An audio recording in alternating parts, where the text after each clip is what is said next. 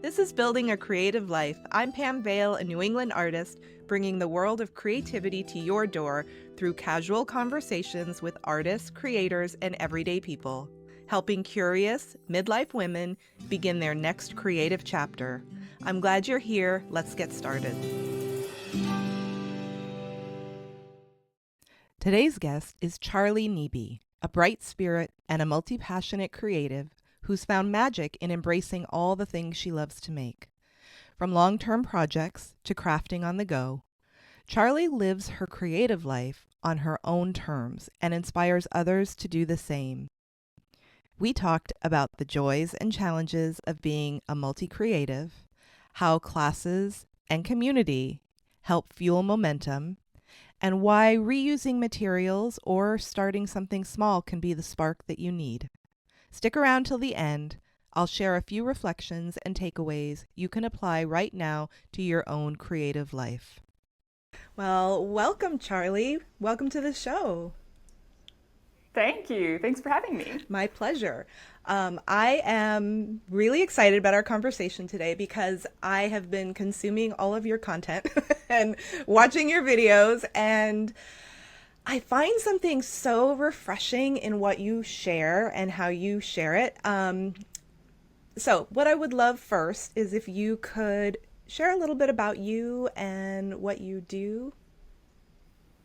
Yeah, absolutely. So I'm a full-time YouTuber, so I make mostly long-form content on YouTube.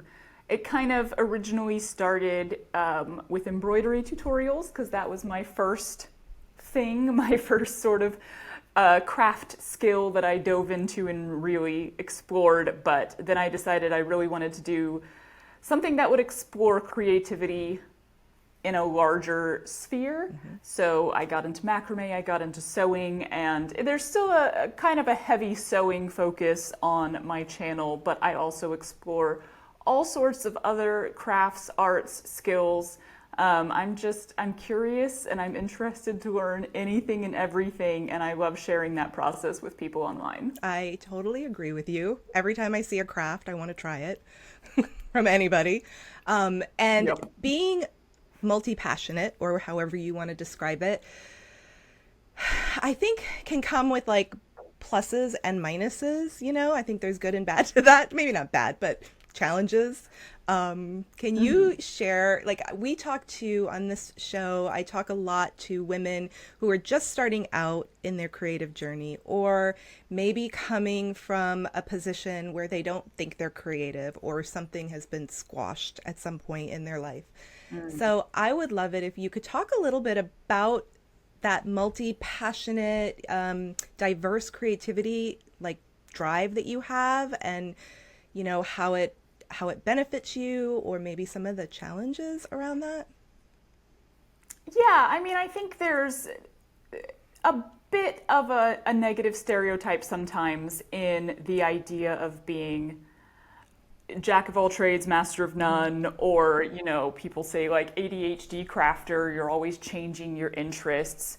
And I think that often is because it can be so associated with this idea of hoarding supplies that you never use and just having so much stuff around because you got interested in candle making, and so you bought all the supplies for it, you did it once, you never did it again, and then you got interested in this and in this and in this, and you bought all these supplies, and you spent money on that, and now it's taking up space in your home. And so I think that's mainly where the negative stereotype comes from, because in my opinion there's no other downside to trying everything in the world and exploring and being creative. It really kind of just comes down to what is required for that as far as your time, your effort, your money, and your storage space. And are you putting too much into something before you've even discovered if you like it? So that's why I'm a big advocate of like taking a class where they provide the supplies for you, so you can just pay that one-time fee to get an experienced teacher to show you how to do something and to provide everything you need. You can try it that one time, and then you might be like, oh, well, that seemed interesting, but that one's not really for me. And then you haven't invested all of that money and that storage space into bringing a bunch of stuff into your home. And then, if you do buy supplies for something and then you discover it's not really something you're into, this is why I'm such a huge fan of creative reuse stores. Go ahead and get rid of it. Donate it. I think it's good to just be self-aware. Like, hey, I tried that thing and I'm not going to do it again. I'm not. Like, I tried knitting and, like, let's be real. Not for you. It was interesting. I might try it again in the future, but I'm not going to dive into it. So I think it's really just about being self-aware. We should always be curious and always be ready to explore things, but be aware of what that means as far as like what you're collecting in your home that maybe you don't need. Mm-hmm. Can you get supplies from a creative reuse store instead of buying stuff new? Can you buy just the supplies you'll need for a one-time trial rather than like going nuts? Because yeah, I'm with you. Like I'm with everyone when it comes to buying stuff. It's fun to buy supplies. They're usually pretty and they're interesting, and you can say, hey, I want to get into sewing, and go out and buy yourself a huge stack of fabric and patterns before you've even sewn anything. It's tempting. It is. But it's like maybe just buy enough for one project. Absolutely. And see if you like it first. I think it's you make some really, really great points that I think people new to it don't really consider. And one of them is classes and courses. And oftentimes I've seen where in the course, even though if they have the supplies there for you to use, you might get a small assortment of things that come with your registration, right? So you might get some like basic tools that you can use even for other things. And I noticed on your YouTube channel and in your Instagram and stuff that you did a thing, was it like a month of trying new things or stepping out of your comfort zone? And so it looked like you took classes or you did courses, and maybe you could share a little bit about like, how do you find those? How do you know what might be a good thing to try for your skill level or your interests? Yeah, that was a really fun exploration, and I was just thinking the other day, it feels like about time to like do it again, try some more classes. I think there are so many more in-person classes around anyone than you probably think. But on top of that, there are also a lot of online courses. And that doesn't necessarily mean filmed and advanced tutorials. Like, you can find any tutorial for anything on YouTube. But there are also like courses over Zoom, courses where you are actually live and interacting with somebody, so you can ask questions and get guidance online. For people who are either remote or unable to leave the house or something, there's way more out there than people think. And you just have to start digging around on the internet, searching for the community sort of areas around you. Creative reuse stores themselves often have a makerspace where they often offer courses. So if you have one of those near you, absolutely check their website. Community centers, if you have any kind of community center around you, they probably have classes of some kind. And then libraries often have an actual makerspace in them. Many libraries nowadays rent out tools, larger supplies and tools like sewing machines, sergers, 3D printers. Like, you can either come in and use stuff, or you can rent stuff and take it with you sometimes. And they often have makerspaces and courses that they're offering there. So you can check by those locations if you know what's around you, or you can literally just start Googling craft classes, DIY classes, creative classes. If you look for art classes, which is still great, but I have discovered this in my search. If you search the term art class, you're gonna get like the painting and the sculpting, stuff like that, more like what we still consider, unfortunately, fine arts.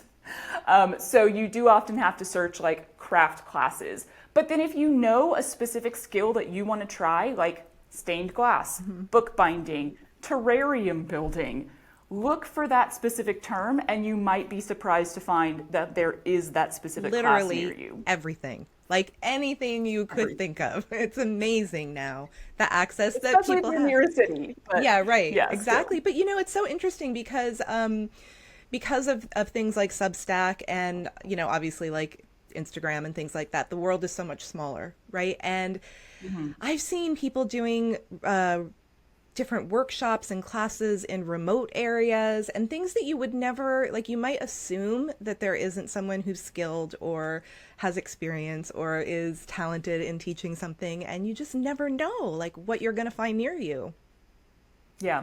I, And if you can't find anything, then maybe that's a gap. Maybe there's somebody near you who would like to teach but doesn't have the space, and there's somebody else who has the space but doesn't have anything to teach. So that's a great is point. that something that you could maybe start looking to start that yourself, even if you don't call it a class? Like, that's another thing. There's also just like craft meetups where people get together, bring whatever you're working on, and sit and chat.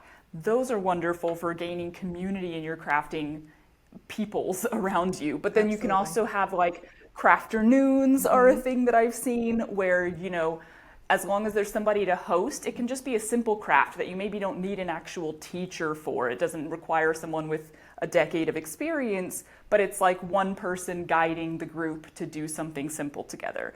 And it's just such a fun way to get people together because you have an activity.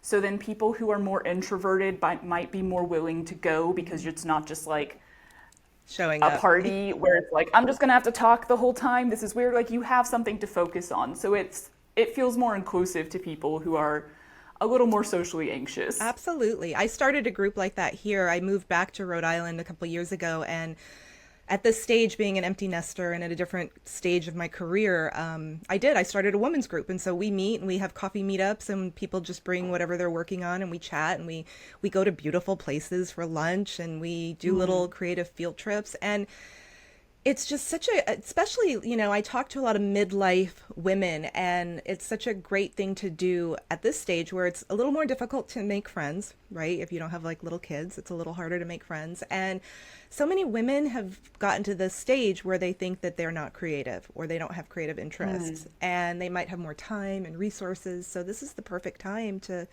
start exploring and like figuring out what you want to do. Absolutely. Yeah.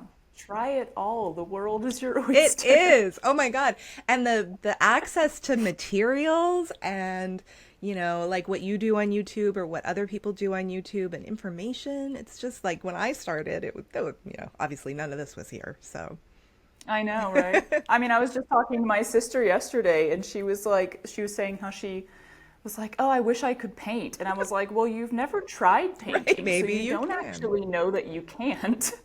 And it's like, when we were kids, we didn't have YouTube to watch tutorials on. Yeah. And I mean, we were pretty lucky as kids that my mom was very into crafting. So we had a big crafting collection, but it was harder to get any sort of guidance. We didn't really have money for classes, and then there wasn't just like free online tutorials to follow. So I am very grateful for what YouTube has become. It's just free resource to learn anything you want right there at your fingertips. Did you always know that you wanted to be in a creative career? I know you came into making full-time or more full-time kind of recently, right? In the last few years? Or I always knew I wanted to be in a creative career, but I assumed I was going into the entertainment industry. So I was looking more like crafting, making, creating things was not something I really saw as a career. Like, I remember when I went to college looking at like the art building and the art students and the people who were getting a degree in art, I had this assumption that like, well, you had to have been good at a specific art skill in order to even get in. It was only like senior year that I was talking to one of the art students, and she was like, I don't know what I was doing. You're just like trying to figure stuff out as you go. I still feel right? like. And I was like, oh, so I could have just like said I wanted to get an art degree. There wasn't a prerequisite of like, you're already a master of painting to get into that. So it was definitely not something that like I really saw as a career. I was like, if you're gonna have a career as an artist, you have to have like shown child prodigy skills by the time you were 5 kind of thing. But then like, I definitely knew I needed to be in a creative field. So I looked more to the entertainment industry, to like costuming and makeup design and directing and stuff like that. And I didn't really know that like YouTube was an option. And let's be real, even when I was in college, it was just beginning to be a career option. So it's Yeah, that was unexpected, but it's really allowed me to blend my love of entertainment and like, videos to watch, something that you can watch and enjoy, with my love of making stuff and exploring creativity. So it's been a really perfect blend. That's awesome. I know you like to challenge yourself, and I saw your fantastic avocado, three-dimensional. Is it a pillow? What is it? It's a Oh pillow, my yeah. God, it's adorable. And I read a little bit about what, like that it was a challenge. The construction of it was a challenge. And I've seen in other like little glimmers in other of your videos where it seems like that you like to have that challenge. You like to sort of push limits, or I would love if you could like talk a little bit about like why do you want to challenge yourself and like what comes out of it. I think it's definitely a personality thing. There are people who don't necessarily want that constant sense of new and challenge and I don't know what I'm doing. And like, that's totally fine. I completely understand the desire for like, I know what I'm doing and the safety of that feeling. Just personality wise for me, I get bored quickly. And so if I am not feeling challenged by something, I just don't really see the point of doing it anymore. Which does mean that I'm constantly interested in new things because I'm constantly looking for something that is going to challenge me. Like regular jobs, I always struggled with because I would become bored so quickly. It was like, I've mastered this now. I would like gamify jobs that I had to try to make it more interesting and then still end up bored. So it's kind of, I'm at that place with sewing right now, with garment sewing, that I've been doing it for about 3 years now, and there are definitely still so many challenges, but the basics of like, I want this dress, I'm gonna make it, that's not as much of a challenge anymore. It's kind of like, yeah, and then I'll just make it and it'll turn out okay. I've kind of overcome that first level. So it's having to like, I'm having to search for the challenges in garment sewing now. And it's really enjoyable to me to try an entirely new craft where I just don't know what I'm doing. I actually love that feeling of I don't know what I'm doing. It's going to be an exploration. I'm going to make mistakes. It's going to get messy. That's fun to me. And I really want to encourage other people to be okay with that, because that is something I see a lot, is just this really strong fear of not knowing what you're doing, or of messing up, or of failing. And I'm like, this is crafting, y'all. This is making stuff. It's being creative. Like, this is not life or death. This is your place to just dive in and not worry about those things. Who cares if it doesn't turn out? Who cares if it's a failure? Who cares if it doesn't fit or it's messed up? That makes it all the more exciting, because then you can either decide you never want to do that thing again, and you don't have to, or you can decide you're going to try it again, and this time you'll figure new things out, and you'll do it a little better. And who came up with what a creative or artistic failure is? Like who decides that, right? Like what is the benchmark for that? Exactly. Maybe something not fitting, isn't a failure. It's just something you have to work on. But yeah. But then for me, I'm always like, well, this garment didn't fit, but I learned things while I was making it. Exactly. So it's not a failure if you learned something. I totally agree. And I think that you take those skills with you for whatever else you're going to do, right? So. Oh yeah, absolutely. Yeah. That's the fun thing about exploring a bunch of different crafts, is it's like every art and skill and craft that I've tried makes me better prepared for something else. I tried lampshade covering the other day, which is technically an entirely new skill, but because I have a background in sewing and embroidery, was not that hard for me to take on. Right. Whereas somebody who maybe has a background in sculpting would have been totally in a new field. And then me, if I tried sculpting, I'd be like, I'm in a totally new field. Exactly. So it's really fun to see how everything you've tried influences the rest. Right. And I think, you touched on something that's really important, especially for a lot of the people that I talk to, being a beginner, right? And I I realized for myself, I'm very similar personality to you, where I think they call it when they do like the personality test, they call it like a pioneer, and it's like Mm. I love the beginning. I love the like learning, like figuring something out, problem solving, like doing it a bunch of times till I like master that skill, whatever it is, creative or otherwise. And then I'm like, all right, what, like, where am I going to go now? Like, what am I going to do now? And Yeah. what's, or what can I, like, what offshoot of this can I do? Like, and one of the things I saw Hmm. you did, which I was super, like, I thought was so cool, was your smocking. And I Mm. know like smocking is like this historic traditional craft, right? It's been around a very long time and it's normally done very like delicate and it's very fine. And then you did, I believe it was a pillow where you did it like large or was it, and you also did one that Yeah. was like a shelf or something. You made it into, Hmm. and I just thought like, it's such a great example of how you can take something that has an expectation with it, right? Like it has this traditional application, and then you like tweak it, or you like do something different with it. Yeah. And I think once you've tried those things, which is why I love doing like exploration videos like I first did with smocking, where it's like I wasn't making anything. I just tried 10 different versions of smocking. Because once you've tried something, you start to get so many ideas. But it's like until I had actually physically done smocking, I didn't get how it worked fully. I didn't get how it felt and how it moved. So it's kind of two very different styles of making, and I think they're both totally valid. But for some, it's like, well, here's a thing that I want, and it's going to require these skills, and so I'm going to learn to do these skills to make that specific thing.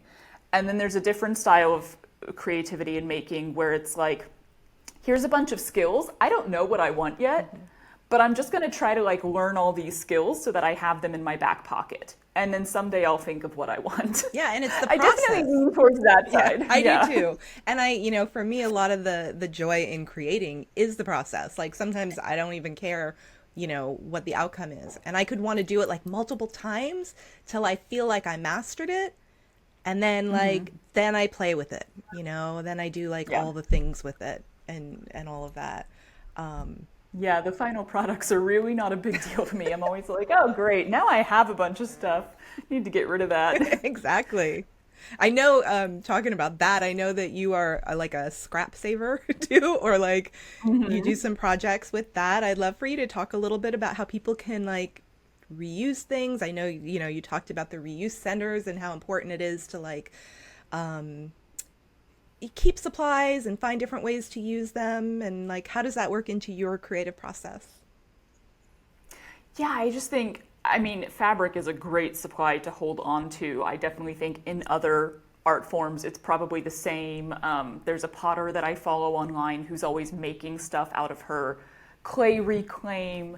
If I think about like people who make miniatures, every little thing that you cut off is probably still big enough to make something else out of.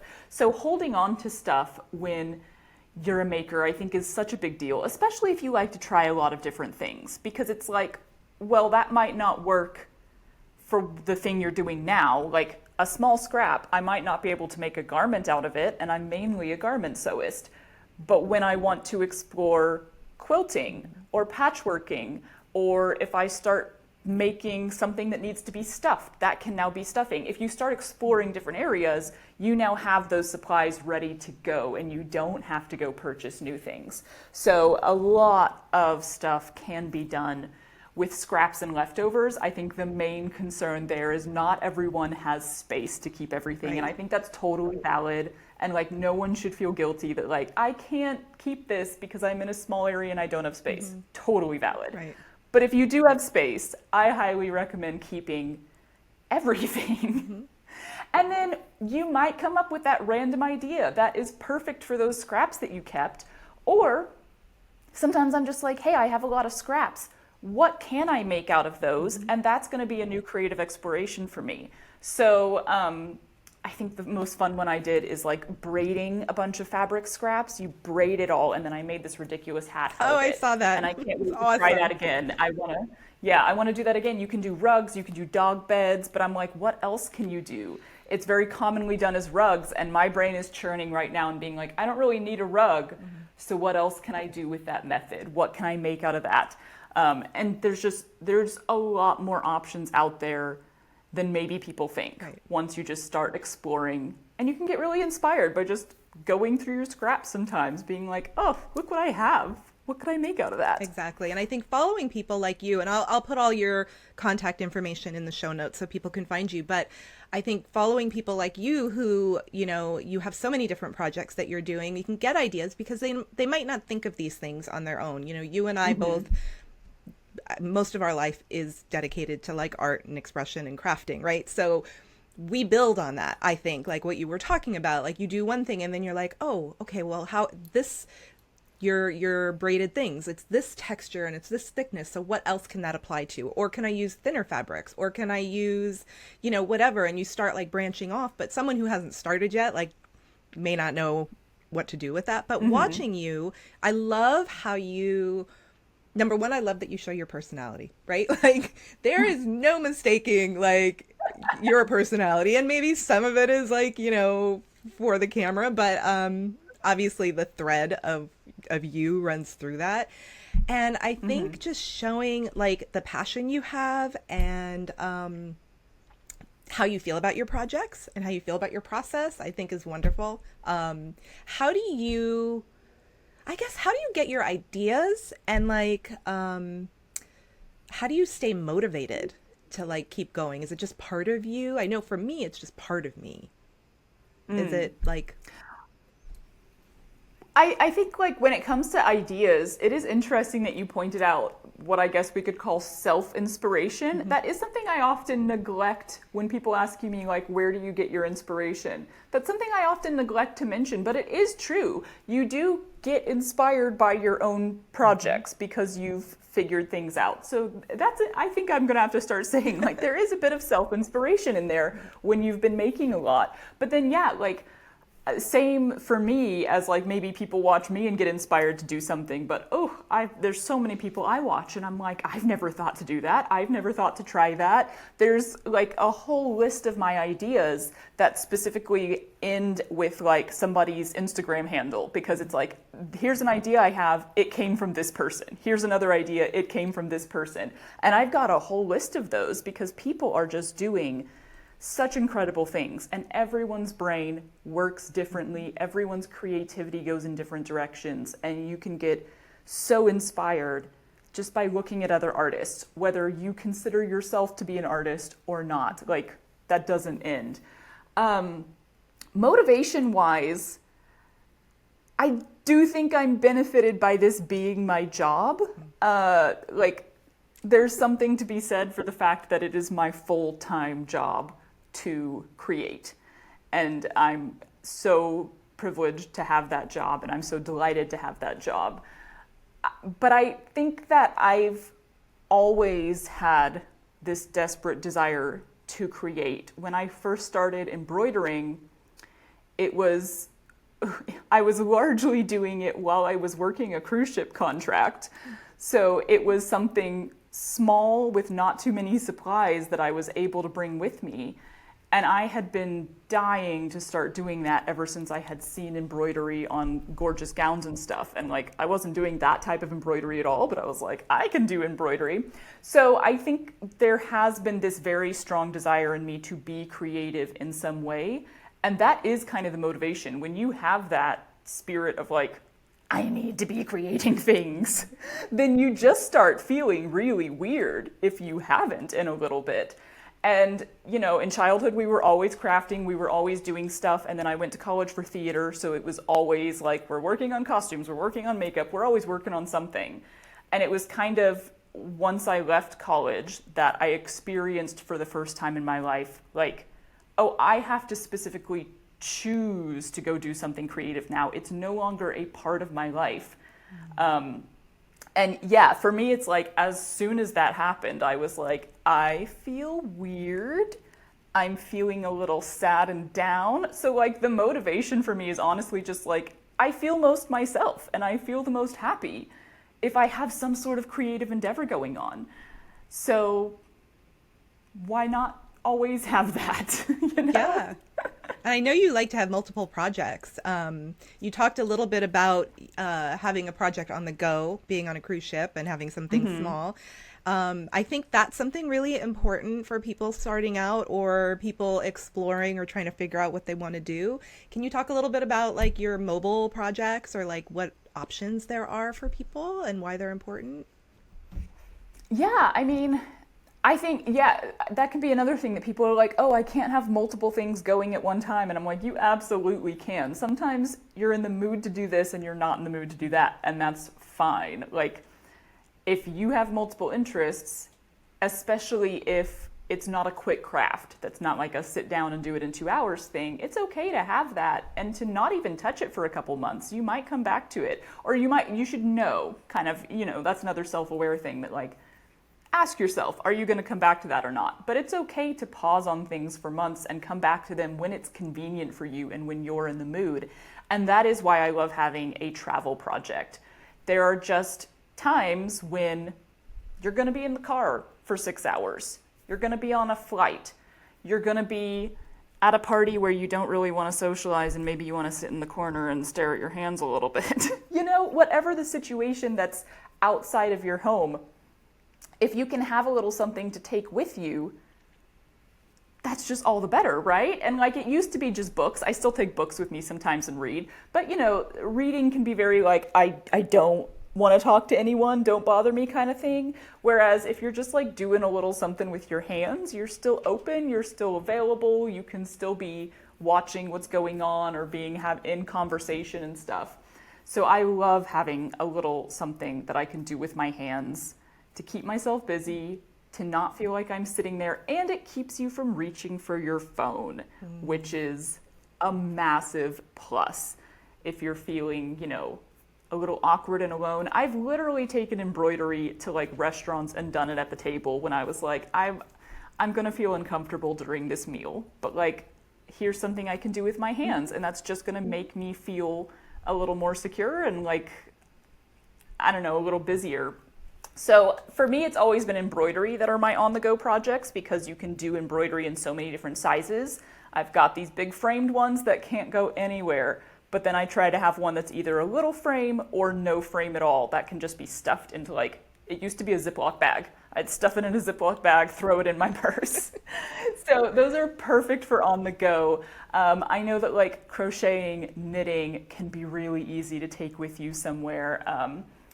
There are definitely crafts that aren't going to go on the go as well. But if you can specifically if you feel like that's something you want in your life, an on-the-go craft, look around and ask yourself, like, what is the easiest to transfer? What can fit into the smallest bag? What's the easiest to do on my lap if there's nothing around me, there's not even a table?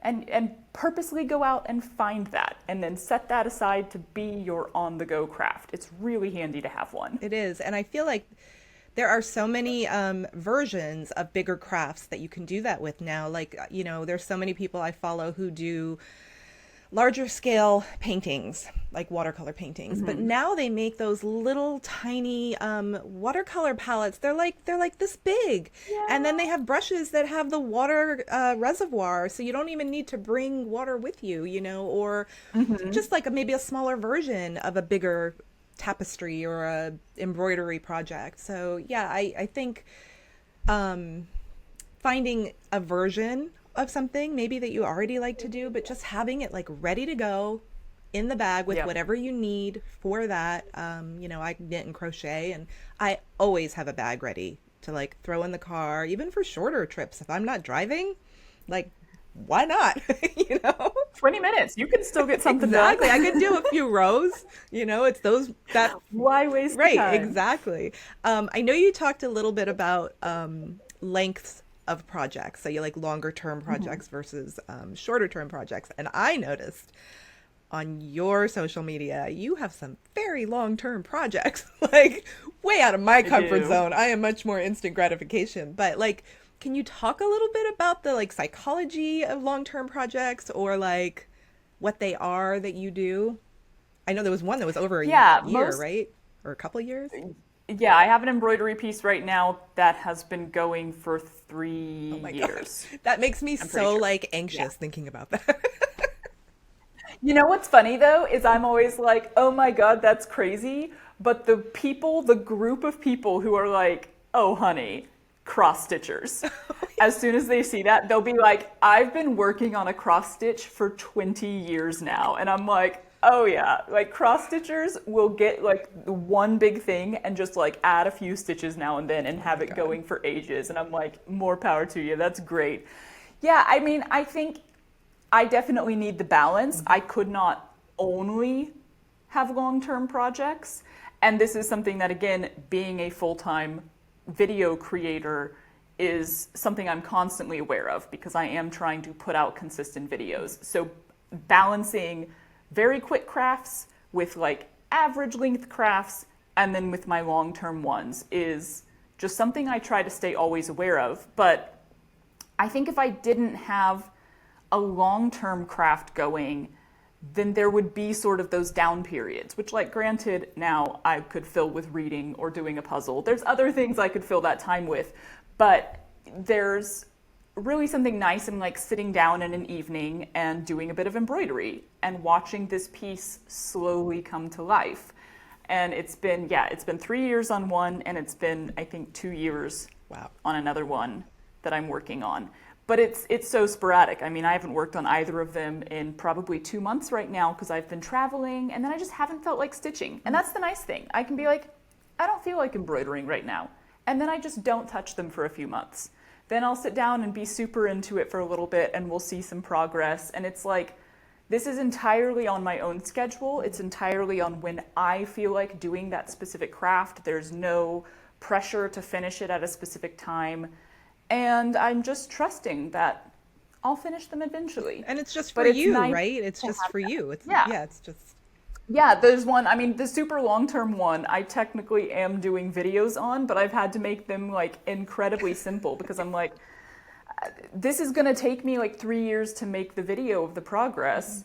And so I've learned from that. I started that too early back when I was still making videos about everything, but I've learned from that experience not to make videos about my super long-term projects because that puts a slight bit of pressure on like, you need to finish it now. And I'm like, no, the long terms are for you. The other stuff is for the internet. that makes sense. I saw that you've done a few like challenges, like daily challenges. I think there was like a doodling. Was that like a daily thing, or do you do those? Like, how do you think those help people or hurt creativity? I haven't done a ton of those, Okay. but that was an interesting one to try because doodling was such a new area for me. Like drawing, painting, all of those sort of areas, I tend to feel very unskilled in. I could grow the skills if I wanted to, which is what I think about anybody. If you want to grow the skills, you could. But I feel like I don't have much natural ability in that area. And so it tends to like scare me a little bit more. But it was something that I really wanted to try. Again, I was inspired by another artist, several other artists that I was seeing online. And I was like, I really, really want to try that thing. And it was like, if I just was like, well, doodle one time. It's like, well, that wouldn't really tell me much. So that was a really good one to do. I did a week-long challenge where it was every morning I was going to do a doodle, a certain. I tried to get a page done in each day, which I realized in retrospect was not something I could upkeep. I think it's better to be like, I'll doodle for 30 minutes every morning. But it was really good for a week to just focus on that and explore it in that way. It's not something I've done with a lot of other stuff, but I think there are certain times when daily challenges can be really, really helpful. And I think it's especially helpful for those kinds of creative outputs that are not final product focused, that are more about, I just want to do a little bit of something. A long-term cross-stitch or embroidery project, doodling, a little bit of knitting on something that like you're not doing it to have the final thing.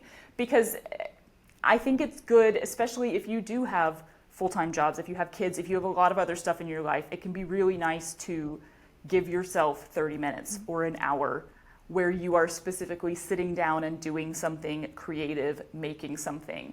And I think daily challenges in that can just, for a lot of people, help you create that habit.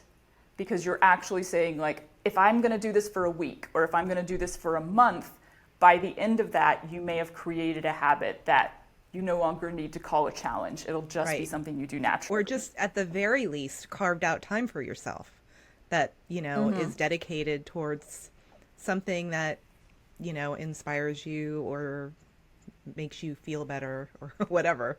You can plug anything Yeah, in there, right? exactly.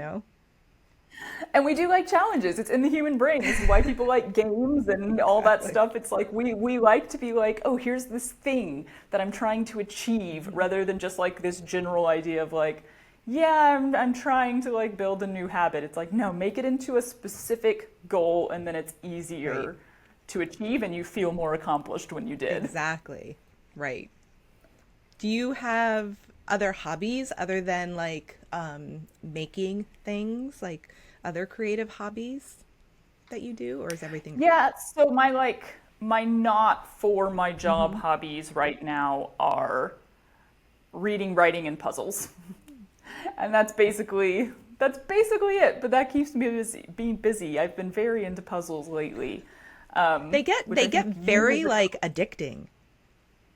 Yeah, and I finish one, and I'm like, break out the next one. I'm We ready. went through a stage of It, that. We did some puzzles. We were on a vacation when our kids were younger, and we did a puzzle there, and like we all lost our minds. Like we just were buying puzzles, and I live in New England, so in the winter, like it's the perfect yeah, family activity, it's and you such a just good walk one. by and do some things, and like we could not get enough of puzzles for a period of time. Yeah. It's been great. I think I only started doing them like a year ago, but it's been, well, distracting me from my long-term embroidery projects. But it's been a really nice way to do something totally different, Mm. because I was using embroidery as my sort of I'm not working right now thing for a while. I'd kind of fallen out of reading as well, so it was largely embroidery, but I realized eventually that like this wasn't really feeling like not work, because it was still, even though I wasn't filming myself anymore, it was still such a similar craft to what I was doing for videos. And so it wasn't really just like replenishing me in the same way. And this is like a very specific like content creator issue, is that like the things that are replenishing and craft and fun for a lot of people are still that for us, but they are our job as Hmm. well.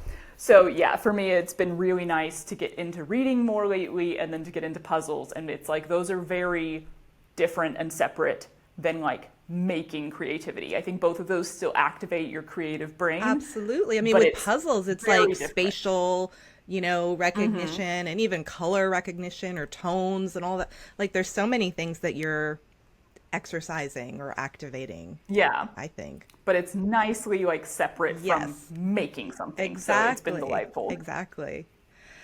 Well, I seriously like could talk to you about art and craft for like hours. I just feel like, you speak my language. It's awesome.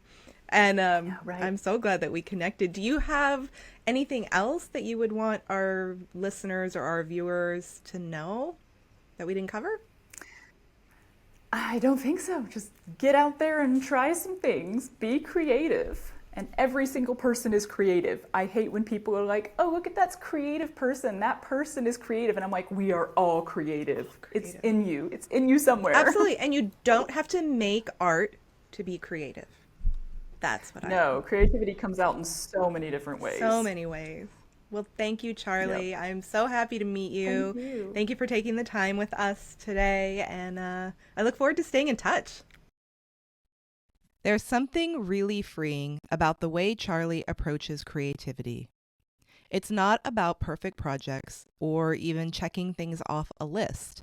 It's about making space for what lights you up in the life that you already have. A few things that I hope you carry with you from this conversation are: number one, you don't need to limit yourself to just one creative identity. Being multi passionate doesn't make you scattered, it makes you curious. Number 2, community matters, whether you find it in a class, a challenge, or a chat thread. Number 3, starting something doesn't mean finishing it today. Charlie's long haul projects remind us that progress counts even when it's slow. And number 4, don't underestimate the power of reuse, of portable projects, of picking up what's already around you and saying, yes, this will do for now. The creative life doesn't always look like a studio or a masterpiece. Sometimes it looks like a notepad in a waiting room, or maybe a few rows of stitching during a lunch break. Or it could even be an idea that sits for months before finding its shape. If you needed a nudge to give yourself permission to explore again and to play or even just mess up, I hope you found it here. Thank you so much for spending time with me today. If you enjoyed this episode, subscribe for free and share it with a friend. It helps others find the show and grows our community. Remember, creativity is yours to define, there are no rules, and it's never too late. Until next time.